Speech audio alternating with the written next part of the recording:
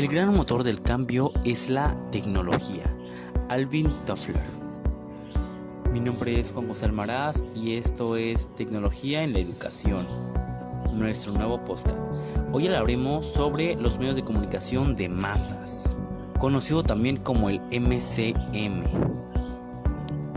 Bueno, para ello hay que ofrecer un repaso a las condiciones sociales y a la historia social, en la que los medios de comunicación de masas se han ido desarrollando y formando una comunicación social. Los medios de comunicación en masas son conocidos más como son la radio, la televisión, el cine, el libro, el cómic. Asimismo también están inmersos la prensa diaria, la revista académica y la divulgación de la ciencia. ¿Qué son los tebeos, las historietas y los cómics?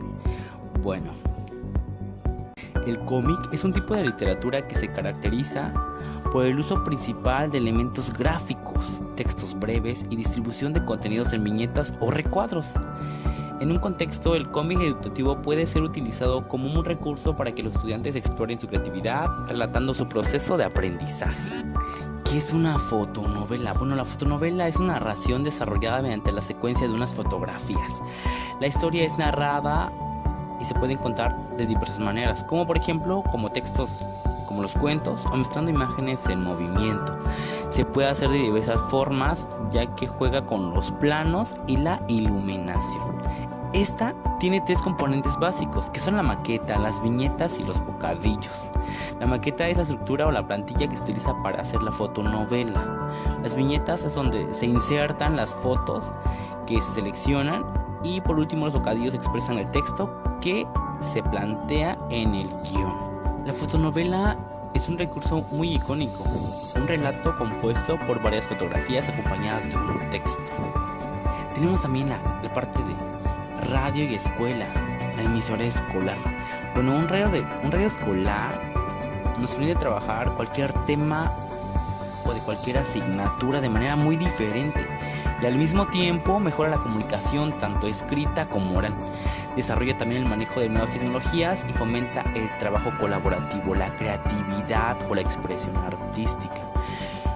Gracias a las TICs, además se pueden realizar programas radiofónicos de forma muy sencilla. Y en este podcast te vamos a dar claves, ideas y recursos para que pongas en marcha un radio escolar o crees tu propio podcast. Uno de ellos es el conocer los medios de comunicación, ¿vale? Debes de realizar un acercamiento al proceso de la comunicación y a los medios informativos. También leer los periódicos impresos o digitales para ver cómo se cuentan las noticias y analizar cómo se estructura un texto informativo. También te invitamos a seguir nuestro canal de YouTube para tener más consejos en un buen podcast. Debes también investigar los tipos de programas que puedes realizar. Por ejemplo, pueden ser informativos, programas de análisis, espacios musicales, programas deportivos, etc. Después de ello, debes escoger los temas que se van a centrar en tu programa y crear el guión o escaleta. Es básicamente crear un programa corto, adaptarlo a una cierta edad, a ciertos alumnos, etc. Y al final tenemos grabar y emitir, ¿vale? Esto lo puedes hacer con tu móvil o tableta o un ordenador en varios micrófonos para registrar diferentes sonidos.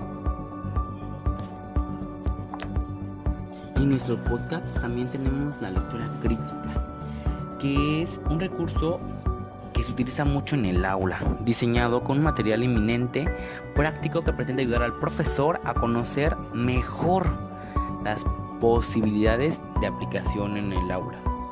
Este es como un medio para fomentar los hábitos lectores y como vía para acercar la realidad a los alumnos. Otra de las estrategias que tenemos es la prensa escolar. Se utiliza mucho en el aula. Presenta como un itinerario destinado al profesor que desea utilizar el alumno como una serie de prensa para desarrollar contenidos curriculares y crear publicaciones impresas o digitales. Los objetivos de la prensa escolar son básicamente el analizar la prensa y conocer los elementos que la forman, conocer el proceso de elaboración de una publicación, crear una publicación escolar de manera impresa o de manera digital, explorar y aplicar las posibilidades didácticas en la prensa, especialmente en el fomento de hábitos lectores. Tenemos también el mejorar el hábito de lectura, desarrollar valores culturales y de tolerancia y adquirir conciencia de análisis y espíritu crítico ante cualquier información. También tenemos, por último, el cine como vehículo educativo, usos didácticos. El cine muchas veces se ha empleado como fuente de información.